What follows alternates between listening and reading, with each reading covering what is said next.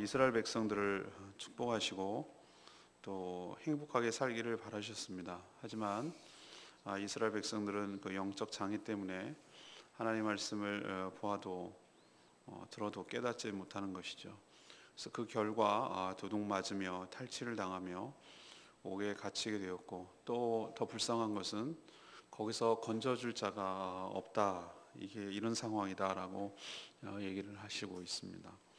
하나님은 이 모든 일을 하나님이 행하셨음을 말하고, 그 이유는 불순종한 결과 때문이라고, 그래서 진노를 받게 되었다고 하나님께서 말씀하시죠. 그럼에도 이들은 깨닫지 못하고 있다, 이렇게 하나님이 안타까워하는 마음을 이야기하고 있습니다.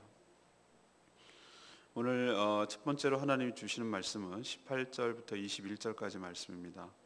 문제의 핵심은 우리의 영적 장애에 있다는 것이죠. 하나님은 자신이 창조하고 그리고 택한 피조물에게 벌을 내리고, 그래서 막 괴로워하는 모습을 그것을 즐기고 고소해하고, 그런 고약한 그리스 신화에서나 나오는 그런 신이 아닙니다. 오히려 하나님은 21절 말씀대로 정의를 기뻐하시고 또 훌륭하고 놀라운 교훈을 주셔서 이스라엘 백성들을 존귀하게 하려고 창조하셨고, 또 그렇게 쭉 이끌어 오셨습니다. 사실 이것이 하나님의 진짜 본심입니다. 문제는 하나님께 있지 않고 이런 하나님의 계획 그리고 하나님의 의도, 이런 것들을 깨닫지 못하는 이스라엘 백성, 더 나아가서 바로 인간에게 문제가 있었던 것이죠.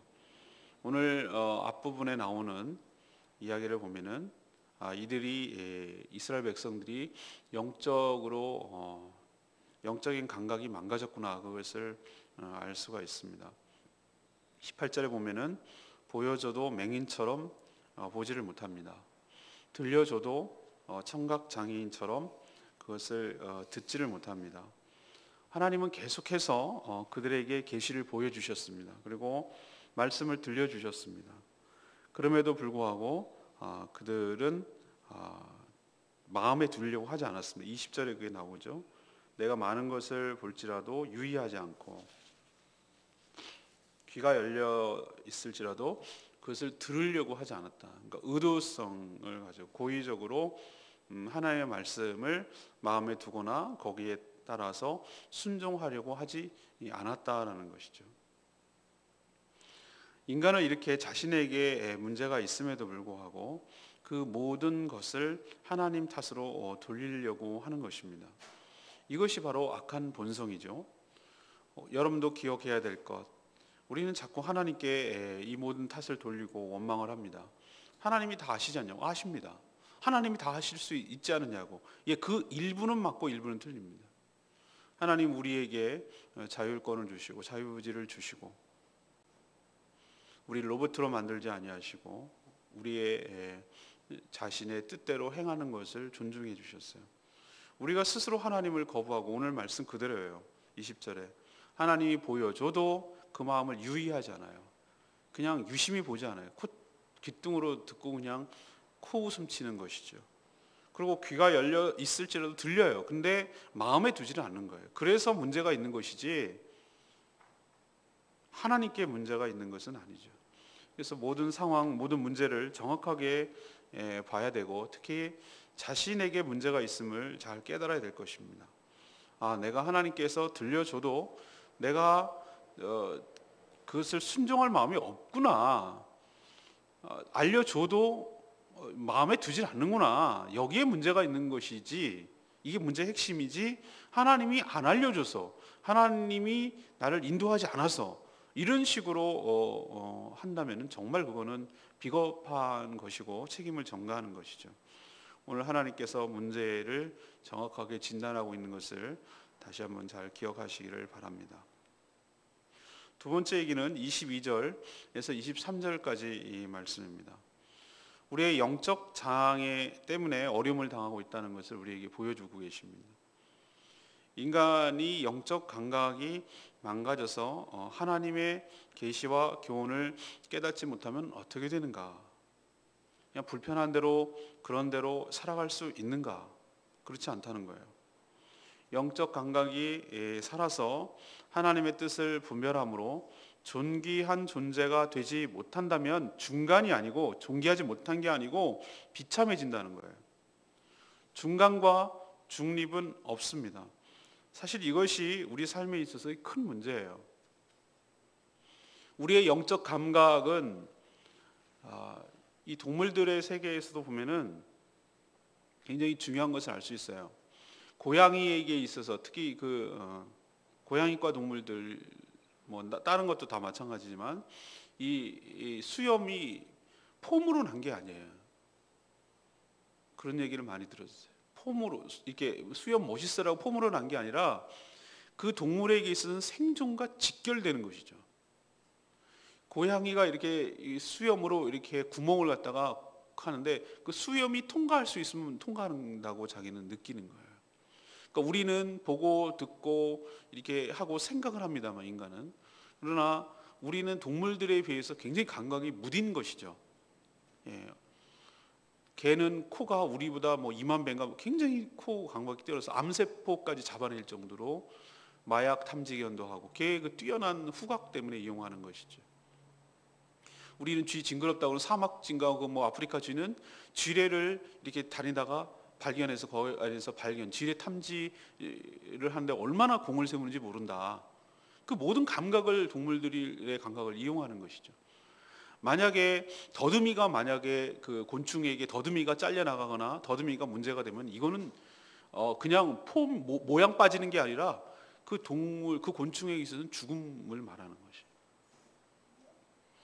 우리는 그것을 보고도 잘 알면서 이 동물에게 있어서 이 감각기관이라는 게 이렇게 중요하구나 라고 하는데, 정작 인간은 이 영적인 더듬이, 영적인 감각이 망가졌는데도 불구하고 그것이 가져오는 결과에 대해서 별 무감각해요. 그게 망가졌다는 증거이기도 하죠. 그럼 하나님께서 오늘 그 영적 감각이 망가졌을 때 어떤 결과가 초래되는가? 그게 22절 나오는 거예요. 이 백성이 도둑을 맞으며 탈취를 당하며 다 불 속에 잡혀 옥에 갇히는도다. 노략을 당하되 구할 자가 없고 탈취를 당하되 되돌려 주라고 말할 자가 없도다. 그러니까 완전히 눈도 멀고 귀도 감기고 그러니까 완전히 그냥 강도나 도둑이 와가지고 딱 밥으로 여기는 거예요. 다 가져가고 다 뺏어가고 해도 어떻게 할 도리가 없는 거예요. 방법이 없는 거예요. 자기를 지켜낼 능력이 없는 거예요. 이게 바로 인간이 영적 감각이 망가졌을 때에 나타나는 처참한 상황이라는 것이죠. 하나님은 존귀한 자가 되기를 바랬지만 실제는 이렇게 되었다는 거예요. 그럼 이렇게 되돌려줘라, 왜 남의 거 가져가냐, 이렇게 말할 자가 23절에 있는 말씀대로 하나님밖에 없어요. 너희 중에 누가 이 일에 귀를 기울이겠느냐? 누가 뒤에 올 일을 삼가 듣겠느냐? 누가 이 일을 변호해주고 누가 이 일을 지켜주겠느냐? 하나님밖에 없어요. 그런데도 그들은 하나님을 거부했어요. 주일날 설교에 이 부분이 서론의 앞부분에 해당됩니다. 저는 이 부분을 유기견에다가 비유해서 동영상도 지금 이미 올라가 있어요. 인간이 처한 현실의 실존에 대해서 정확하게 진단하고 있는 모습이죠. 그게 우리의 모습이에요. 놀랍게도 지금 우리가 처한 상황이 딱 이 상황이에요. 하나님 말씀을 듣지 않는 것, 그리고 그것이 내 마음대로 사는 것을 자유라고 착각한 결과가 이거예요. 내 고집대로, 내 생각대로 들려줘도 귀뚱으로 듣고 마음에 두지 않고 자기 멋대로 살아온 것, 당해도 너무 당해서 너덜너덜해진 만신창이가 된 모습. 근데 이것을 누구 탓할 것도 없는, 결국 이 모든 것들이 자업자득인 그 결과가 우리의 모습인 것이죠. 우린 기억해야 됩니다. 영적 장애가 있으면 좀 불편하게 살고 그냥 그런 대로 사는구나 라고 생각하면 안 되는 것이, 영적 장애가 있으면 동물들, 곤충처럼 이것은 내 삶의 생존에 직결되고 치명적인 문제라는 인식을 갖고 그 결과를 하나님께서 이렇게 지금 살고 있다는 것을 우리에게 가르쳐 주는 것 기억하고, 이 부분을 회복하기 위해서 하나님 앞에 온전히 엎드리고 하나님 앞에 용서를 구하고 이 부분을 놓고 하나님 앞에 간절히 기도하는 것이 우선순위라는 것이죠. 우리의 빼앗긴 것을 되찾게 해주세요라고 하는 것이 우선순위가 아니고 잃어버렸던 우리의 영적 감각을 다시 회복하게 하여 주시옵시고 영적 안테나가 다시 수신할 수 있도록 우리를 영적으로 예민하게 다듬어 주시옵소서. 그것이 우리 기도 제목이 되어야 될 줄로 믿습니다. 마지막 24, 25절 말씀, 우리의 죄악 때문에 하나님의 심판을 받게 된 것이죠.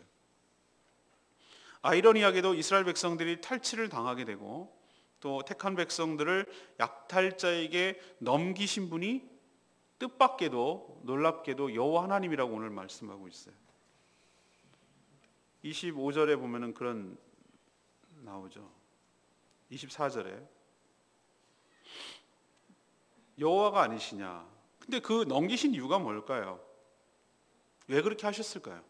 그것은 그들이 유다 백성들이 하나님께 범죄하였기 때문에 그렇습니다. 여러분에게 누누이 말씀드립니다만 우리는 범죄를 어떤 악한 행위로 자꾸 생각을 해요. 그러나 성경에서 말하는 것은 어떤 행위가 아니라 성향을 말해요. 그들은 하나님의 길로 다니기를 원치 않았습니다. 오늘 표현 그대로예요. 그들이 그의 길로 다니기를 원치 않냐. 그의 길은 하나님의 길이죠. 그의 교훈을 순종하지 아니하였도다. 하나님의 말씀을 순종하지 아니했기 때문이죠. 이게 죄죠. 이게 범죄죠. 그들을 만드신 분, 다스리는 분을 거부하고 하나님을 거부하고 거역한 것이죠. 이게 죄죠. 그래서 하나님은 맹렬한 진노와 전쟁의 위력으로 이스라엘에게 쏟아부었다고 그렇게 말하고 있습니다. 그런데 안타깝게도 정말 안타깝게도 25절 말씀이에요. 사방에서 불타요. 그리고 깨닫지 못해요. 사방이 불타고 있는데도. 심지어 자신의 몸이 타고 있어요. 그런데도 마음에 두질 않아요. 고집 부리는 거죠. 하나님은 이렇게 하면 돌아올 줄로 기대하셨어요. 저는 심판은, 하나님의 징계는 하나님의 또 다른 사랑의 행위라고 저는 생각을 합니다. 이들을 소멸시키기 위한 것이 아니라 회개하게 해서 원래 자리로 돌아오기를 바라시는 것 때문에 그렇다는 것을 기억해야 돼요.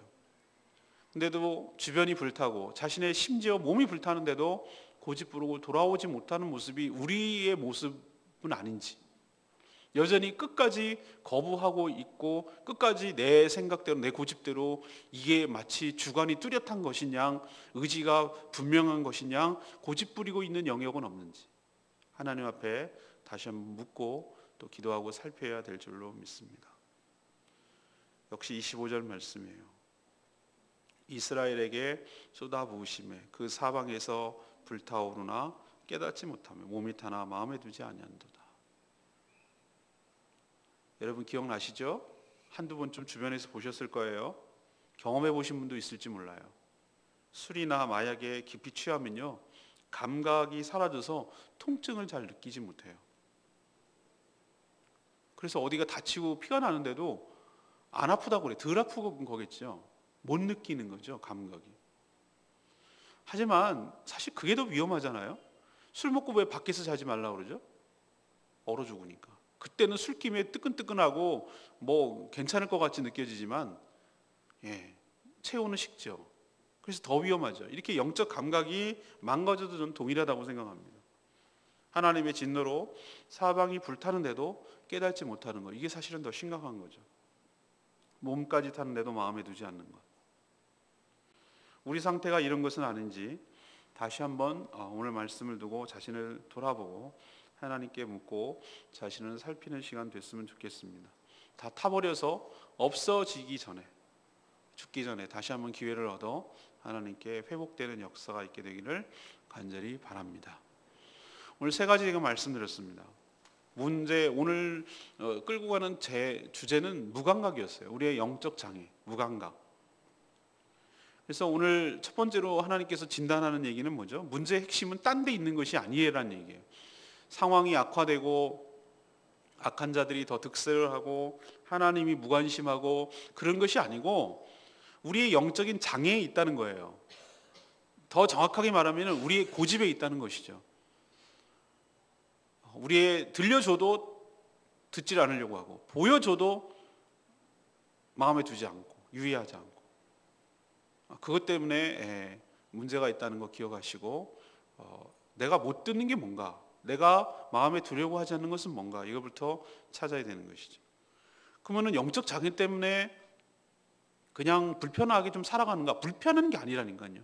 불편함은 그냥 감수하고 사는데 그게 아니라 오늘 우리가 이리저리 당하고 찢기고 도둑맞고 탈취당하고 갇히고 근데 그것을 내놓으라고 말할 수도 없고 이런 비참한 상황에 처하는 것은 바로 우리들이 하나님 앞에 감각이 없어서 그대로 순종하지 않아서 생기는 일인 것이죠.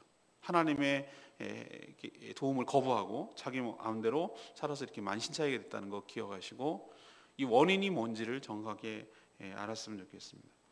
그리고 세 번째도 마찬가지예요. 하나님이 우리 정신 차리게 하려고 우리를 징계하셨다고 그러셨어요. 범죄했다고 그랬어요. 범죄가 딴 게 범죄가 아니고 제가 하나님의 길을 다니지 않고 그 말씀을 순종하지 않으려는 성향, 이것이 죄라고 말씀드렸어요. 그래서 하나님께서 주변이 불타고 몸까지 불타게 했지만 그만큼 다급하게 하고 그만큼 아프게 했지만 여전히 그들은 마음에 두지 않는 이 패역한 모습, 완고한 모습, 이 모습을 우리들에게 보여주고 있는 것은 너희들 그렇게 살지 말라는 것이죠. 그래서 하나님께 돌이켜서 하나님 말씀대로 살아가는, 그래서 회복되는 역사가 있게 되기를 간절히 바랍니다. 오늘 말씀 붙들고 기도하기 전에 우리 258장 찬양지 부르고 기도하겠습니다.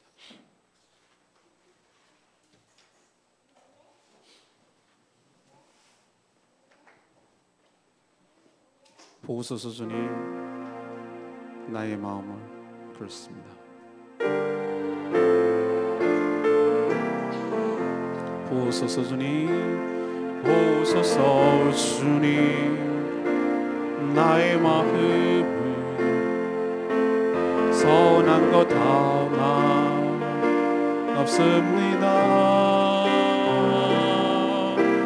그러나 내 모든 것 주께 드립니다.